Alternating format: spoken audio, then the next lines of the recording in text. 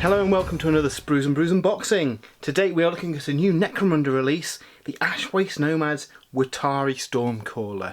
So first of all, I want to say a massive thanks to Games Workshop for sending us this a little bit early to have a look at and paint up and review for this video.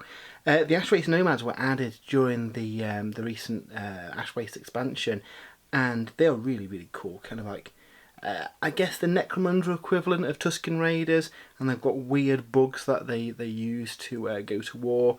In the book it mentions how they can control the weather, and presumably this character is one of those guys, so like a shaman type, I guess, who can control the very weather of Necromunda and use it to hinder his enemies.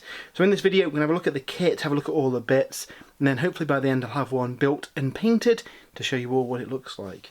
But yeah, it is a very nice looking kit with an awful lot of bits. So what I'll do is crack this open and we'll have a look at all the parts. And here's looking out of the blister pack, and yeah, it's got a lot of parts.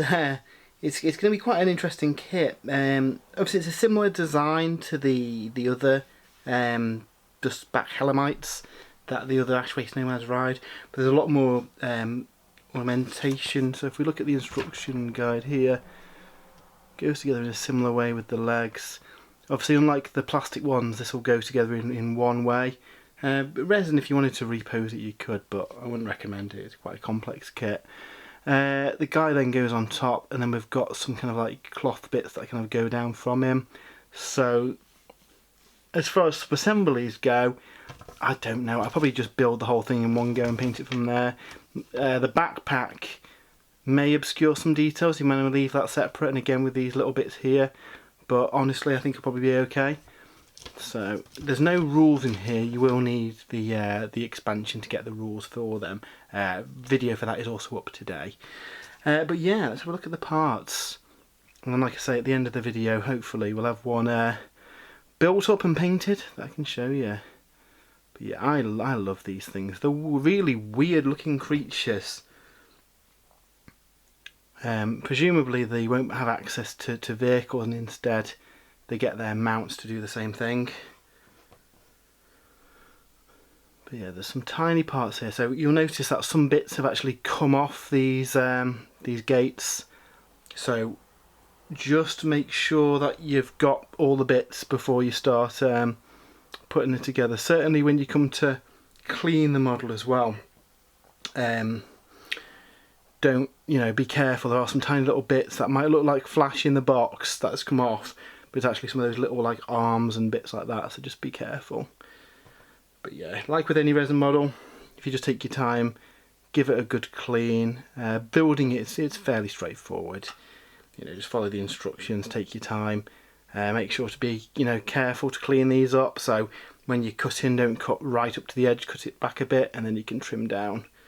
Otherwise, like with these legs and stuff, they're quite spindly, and what you don't want to do is damage the parts, cutting them off the sprue. So it's it's a kind of a centerpiece model for your gang, isn't it? It's a bit more special, so just make sure that you are taking the time to look after the parts when you clean them off. Some really nice details on here though. I'm very much looking forward to getting this guy painted up because he looks really fun. So that is a look at the parts of the Wy'Tari Stormcaller. So what we'll do now is see what it looks like assembled and painted. And here we have the finished Stormcaller, and I've got to say it is a really nice model. It was a little bit tricky to put together. Obviously it's a resin kit, so some people find that a little bit fiddly, especially the legs and the little, we can't see it very well there, but the little arms that go underneath were a little bit fiddly to do. But it is an awesome, cool kit to paint up. I really enjoyed working on this guy. And he's pretty cool in game as well. Obviously we've got our Book of the Outlands review up today as well. But this guy's pretty interesting in a Ashwaste Nomad gang.